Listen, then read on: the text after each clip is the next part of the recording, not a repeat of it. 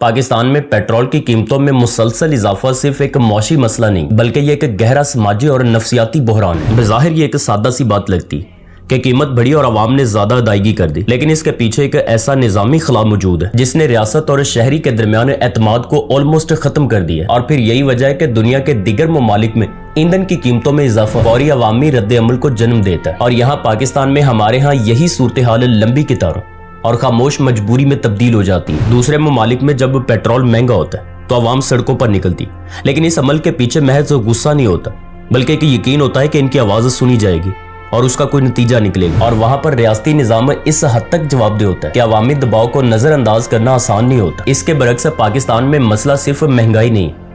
بلکہ احساس ہے کہ احتجاج کے باوجود بھی کچھ بدلنے والا نہیں، اور پھر یہی احساس آہستہ آہستہ اجتماعی بے حسی میں تبدیل ہو جاتا ہے، جسے اکثر غلطی سے عوام کی کمزوری سمجھ لیا جاتا ہے۔ حقیقت یہ ہے کہ یہاں کا عام آدمی بے حس نہیں بلکہ وہ مسلسل دباؤ میں رہنے کا عادی ہو جاتا ہے۔ اب آپ خود ہی سوچیں کہ ایک شخص جس کی محدود آمدنی ہو اور اس کے پاس کوئی متبادل ریسورسز بھی نہ ہو اور ہر نئے دن کے ساتھ اخراجات بڑھ رہے ہو،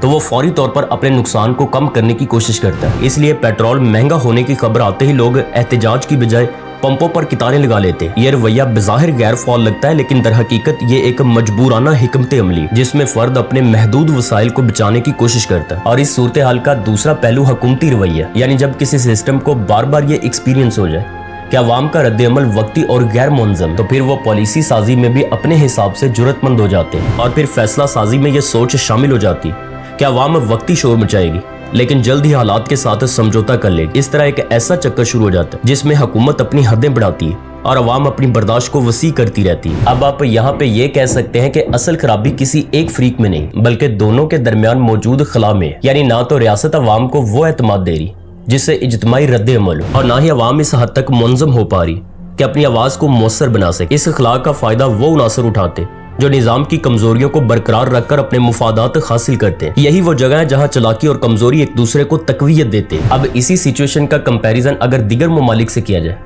تو فرق صرف معاشی نہیں ہے بلکہ ادارہ جاتی اور رویوں کا ہے۔ وہاں احتجاج ایک منظم عمل ہوتا ہے جس کے واضح مطالبات ہوتے ہیں اور اس کی تسلسل کے ساتھ پیروی کی جاتی ہے، اور یہاں اکثر رد عمل یا تو وقتی جذبات پر مبنی ہوتا ہے یا پھر مکمل خاموشی اختیار کر لی جاتی ہے، اور پھر نتیجہ یہ نکلتا ہے کہ نہ ہی تو کوئی مؤثر دباؤ بنتا ہے اور نہ ہی کوئی دیر بعد تبدیلی آتی۔ یہ سوال کہ یہ صورتحال کب بدلے گی، اس کا جواب کسی ایک واقعے میں نہیں بلکہ ایک تدریجی عمل میں پوشیدہ ہے۔ جب تک عوام کو یہ یقین نہیں ہوگا کہ ان کی اجتماعی آواز سے حقیقی تبدیلی ممکن ہے، تب تک وہ اپنی توانائی انفرادی بقا پر ہی صرف کرتی رہے گی۔ بالکل اسی طرح جب تک گورنمنٹ کو یہ احساس نہیں ہوگا کہ غیر منظم رد عمل کسی بھی وقت منظم دباؤ میں بدل سکتا ہے، تب تک پالیسیوں میں سنجیدگی پیدا نہیں ہوگی۔ یہ ایک خاموش معاہدہ بن چکا ہے جس میں عوام برداشت کرتی رہتی ہے اور نظام اس برداشت کو اپنی طاقت سمجھ لیتا ہے، لیکن تاریخ یہ بھی بتاتی ہے کہ ایسے توازن ہمیشہ قائم نہیں رہتے۔ جب معاشی دباؤ ایک خاص حد سے تجاوز کر جاتا ہے اور روزمرہ زندگی ناقابل برداشت ہو جاتی تو وہی خاموش معاشرہ اچانک رد عمل بھی دے سکتا ہے۔ سوال یہ نہیں ہے کہ رد عمل ممکن ہے یا نہیں، بلکہ سوال یہ ہے کہ وہ کب، کس شکل میں اور کس شدت کے ساتھ سامنے آئے۔ اور آج کی حقیقت بھی یہی ہے کہ پیٹرول کی قیمت میں ایک بار پھر اضافہ صرف ایک خبر نہیں